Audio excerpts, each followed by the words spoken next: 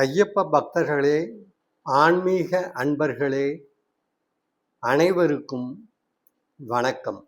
இன்றைய பதிவில் ஐயப்ப சுவாமியின் ஐயப்பன் ஆலயத்தில் உள்ள 18 படிகளில் உள்ள இரகசியம் என்ன, அது எதை குறிக்கிறது என்பதை இப்பதிவில் முழுமையாக காணலாம்.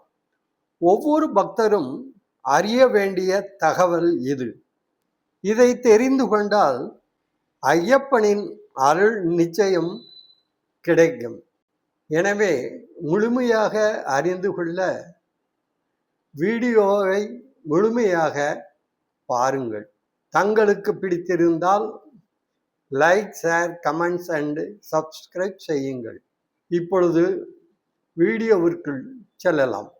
ஐயப்பனின் 18 படி உணர்த்தும் குணங்கள், இரகசியங்கள் இவைதான். அவை என்னவென்றால், 1, அதாவது 1ஆம் படி மோகம்.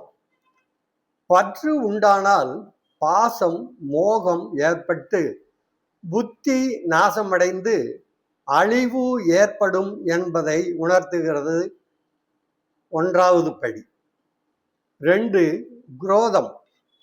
கோபம் குடியை கெடுத்து கோபம் கொண்டவனையும் அவன் சுற்றத்தையும் சேர்த்து அழித்துவிடும் என்பதை உணர்த்துகிறது. 3, லோபம். பேராசைக்கு இடம் கொடுத்தால் இருப்பதும் போய்விடும், ஆண்டவனை அடைய முடியாது என்பதை உணர்த்துகிறது. 4, மதம். யானைக்கு மதம் பிடித்தால் ஊரையே அழித்துவிடும். அந்த யானையை அப்போது யாராவது விரும்புவார்களா? அதுபோல் வெறி பிடித்தவனை ஆண்டவன் வெறுத்து விடுவான் என்பதை உணர்த்துகிறது. 5, மாத்சர்யம்.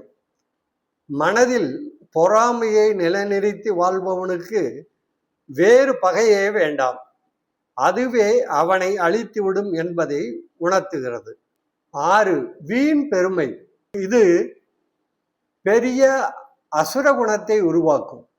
ஆகவே அசுர குணமானது நமக்குள் இருக்கக்கூடாது என்பதை உணர்த்துகிறது வீண் பெருமை என்பது. 7, அகந்தை. தான் என்ற அகந்தை கொண்டவன் ஒருபோதும் வாழ்வில் முன்னேற முடியாது. அகந்தை என்பது முடிவில்லா ஒரு சோகச் சுமை என்பதை உணர்த்துகிறது. 8, சாத்வீகம். விருப்பு வெறுப்பு இன்றி கர்மம் செய்தல் வேண்டும் என்பதை உணர்த்துகிறது. 9, ராஜசம். அகங்காரத்தோடு கர்மம் செய்தல் கூடாது என்பதை உணர்த்துகிறது. 10, தாமசம்.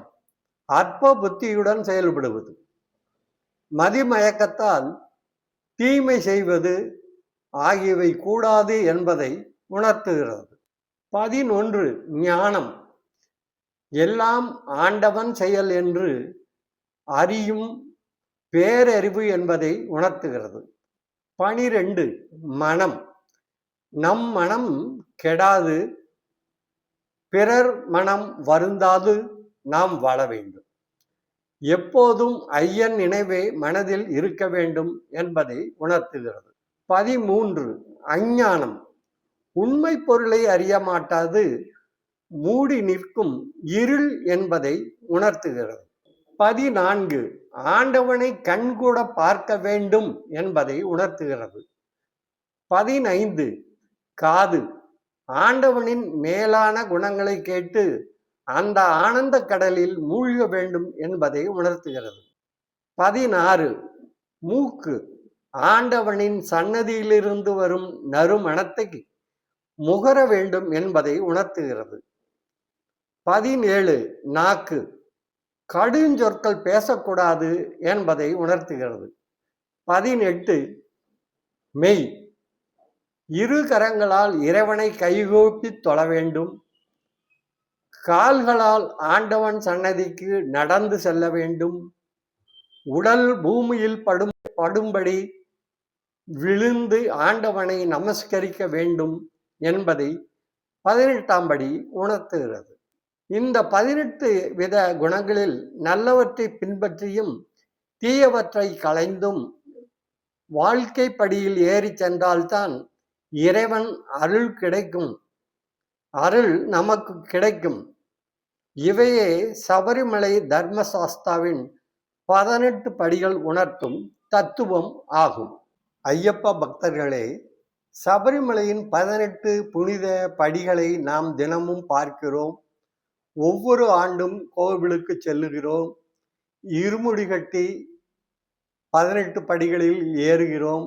ஆனால் ஒவ்வொரு படியும் எதை குறிக்கிறது என்பது உங்களுக்கு தெரியாமல் இருக்கும்போது ஆண்டவன் அருள் கிடைப்பது மிகவும் கஷ்டமானதாகும். ஒவ்வொரு படியையும் அதனுடைய குணாதிசயங்களையும் அறிந்து கொண்டு ஐயப்பன் சன்னதிக்கு சென்று அவனுடைய திருவடியை வணங்கி திருவருளை பெற இந்த வீடியோ முழுவதையும் பார்த்து மகிழுங்கள். இந்த வீடியோ பிடித்திருந்தால் like, share, comments and subscribe செய்யுங்கள்.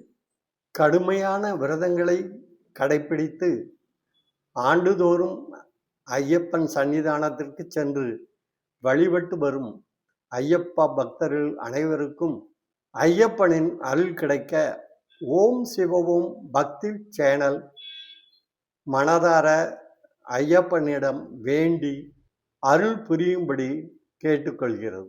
அன்பர்களே, 10 வினாடிகள் செலவழித்து இந்த வீடியோ பிடித்திருந்தால் லைக் செய்யுங்கள். இதுவரை சப்ஸ்கிரைப் செய்யாதவர்கள் சப்ஸ்கிரைப் செய்யுங்கள். இதை பற்றி நீங்கள் அறிந்தவற்றை கமெண்ட்ஸில் தெரிவியுங்கள். சுவாமியே சரணம் ஐயப்பா. வாழ்க வளமுடன்.